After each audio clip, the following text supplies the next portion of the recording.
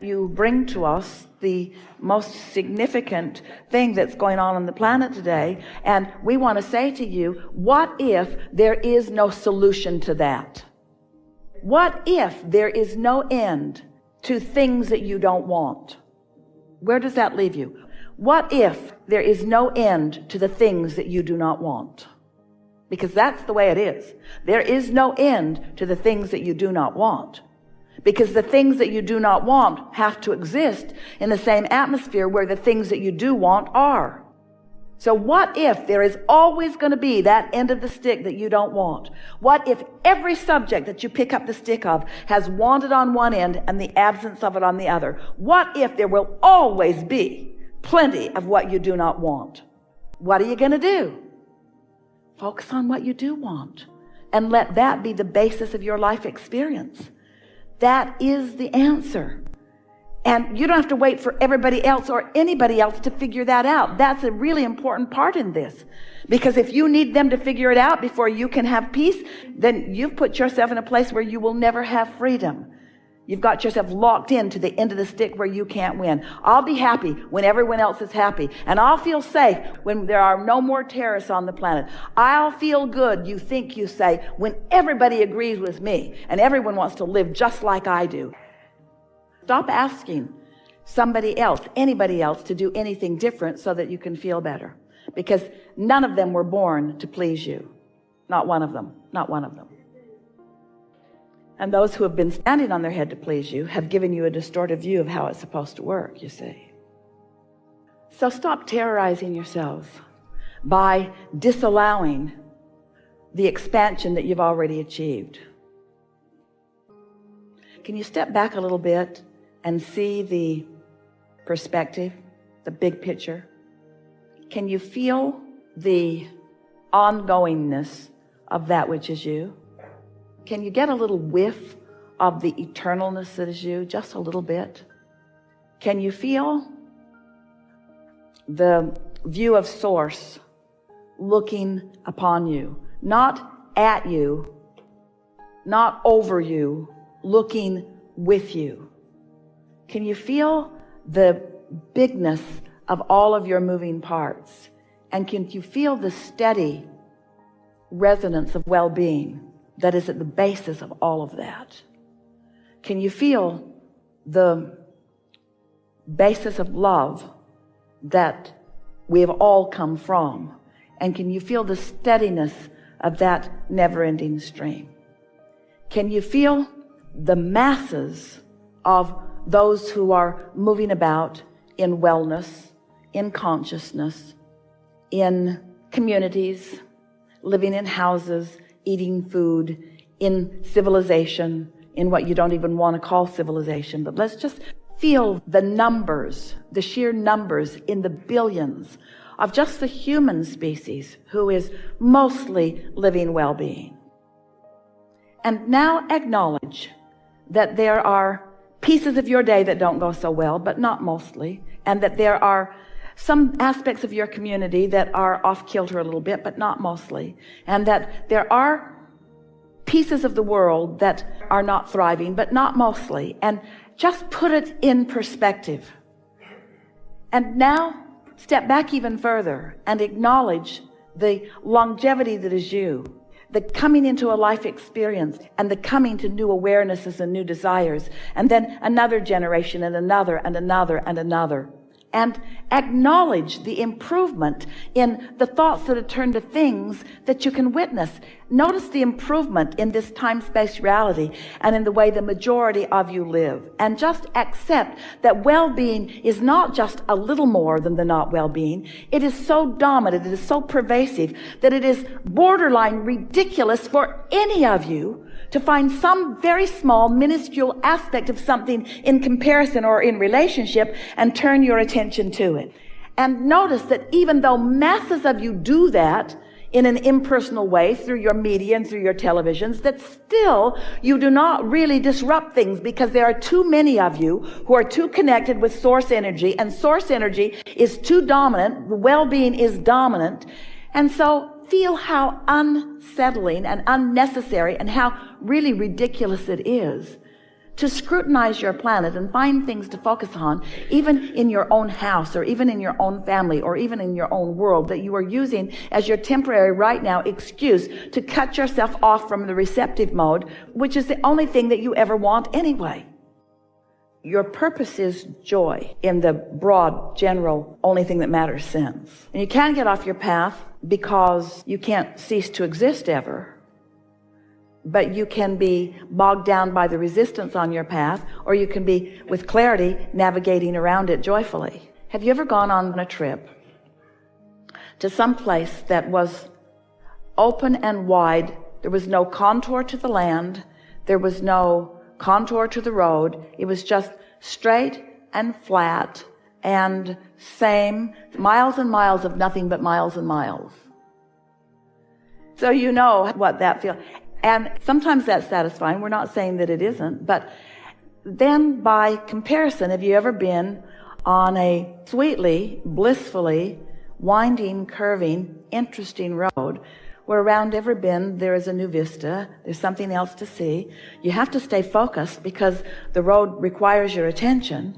And can you feel the satisfaction in there not being a straight line between where you are and where you want to be? In other words, there is interest in the maneuvering, in the managing, in the up and down and over and around and through. There's interest in the developing your skills and getting very good at it and acquiring equipment that handles it better and better.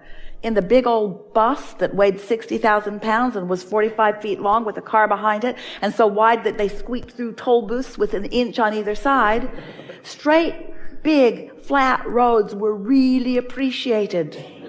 But when Esther got in her little Audi R8, she wanted the mountain passes. She wanted to feel what that engine could do. She wanted that engine to have to give her all it had in order to maintain her 80 miles an hour going up a high mountain. In other words, you see what we're getting at? There's such interest in the contrast. If it's not frightening you, if Esther had been on that mountain pass in that bus, there are switchbacks that say, if your vehicle is longer than 26 feet long, don't come down this road. And Esther would say, I hear you and I'm not coming. Because she knew what it was like, what it took to turn that bus. There were some roads, a road in Sedona. She so wanted to go up Oak Creek Canyon with that bus, but she knew better. There were turns that she could not make. But in the Audi, that's the road she wanted to be on. And so what we're saying to you is, as you prepare your equipment, as you gather your equipment, which is your vibrational prowess, and as you manage it and understand it, then you will feel invincible, which is on the opposite end of the stick of fearful. You will feel clarity, which is on the opposite end of the stick of confusion. And in that clarity and in that empowerment and in that knowing, then the whole world is exciting to you. And we promise you, you won't be asking for the contrast to go away because it isn't your problem. And your ability to navigate through all of it makes your life more interesting, you see. But in the beginning, most don't think that. They think, oh, if my friend would be easier, I would be having a better life. And we say, if you had only conditions around you that were exactly as you want them to be, you would have a boring life. You would have a static life. You would have a life of very little expansion. And your reason for being would be thwarted.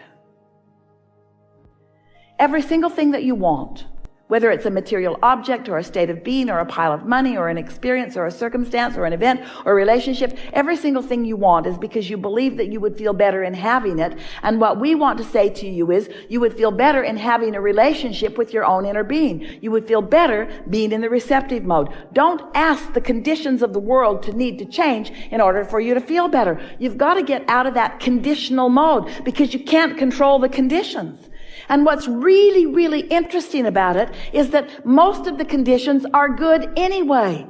It's trying to control the little piddly conditions that you can't control that's keeping you out of the receptive mode and then making you feel unsettled or making you feel paranoid or making you feel terrorized, you see. For no reason whatsoever other than a lack of discipline in the way you focus, or maybe a lack of understanding that it's a vibrational world. But you're past that. You have no lack of understanding that this is a vibrational world. You know that, we know that, we know that you know that, and you know that we know that you know that. In other words, you know that this is a vibrational world, and you know that you have guidance within you, and you know when you're focused in a productive way, and you know when you're focused in an unproductive way. You know your guidance system is alive and well within you, you see. And so if we were standing in your physical shoes, we would never again give anyone else the permission or the leeway or the latitude to be the reason that we don't feel good about anything. We would just keep acknowledging that I create my own reality, and I'm the attractor of my own reality, and I attract my reality by what I think about, and I could do a better job of thinking things that would serve me well. And then just set out to reach for thoughts that feel better and better and better and better and better. And when someone comes to you and says, ooh, what do you think about that happened there? If we were standing in your physical shoes, we would say, I want to be a world citizen, and I want to get everything in perspective. And so I'm in the process of taking it all in. In other words, don't counter them. Don't push against them. Don't try to convince them that you're not thinking about that. Don't try to make them wrong for thinking about that. We're not trying to make you wrong for thinking about that. We're just wanting you to understand that every single time you focus in opposition to what's in your vortex, you will terrorize yourself a little bit. And there are some subjects that are bigger than others, like staying in your physical body, or like the people that you care about staying in their physical bodies. And we want you to understand that from your inner being's point of view, staying in your physical bodies is not of any value whatsoever, unless while you are in these physical bodies, you are tuned in to who you really are and what you're really wanting. This part that we were talking about between the vibration and the realization of an idea and the manifestation of it is much shorter today than ever before. And that is because the general basis of vibration has raised with more and more potential for satisfaction. It's only an unskilled vibrational navigator that wants it to slow down. Because the better you are at it, the more you will enjoy your involvement in it. The more skilled you are in your vibrational navigation, the more you thrill at the idea of it speeding up. And you see, it's a wonderful thing because, we've never said this before either. So you all, as a collective consciousness, are having these experiences, and those like you are deliberately raising your vibrations. And the new ones coming in are already at that high vibration. They are born into this environment at the highest vibration that any of you have ever accomplished. In other words, that's like the starting point. So as they meld in to this already higher vibration that you're all accomplishing, then there is less and less probability of them going to lower and slower vibrations, and since they're already there. And so that is the reason that the vibration of this time-space reality is rising, rising, rising, rising. It serves you in two ways. When you're in sync with it, it's delicious. And when you're not, you know it.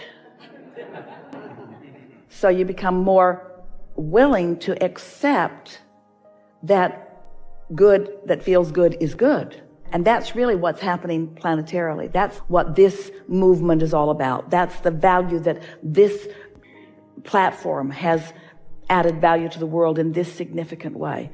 More and more people are willing to accept the value of feeling good. And that sounds odd to those like you, but there are a whole lot of people that still believe, not as many of them, that still believe that if it feels good, it probably isn't.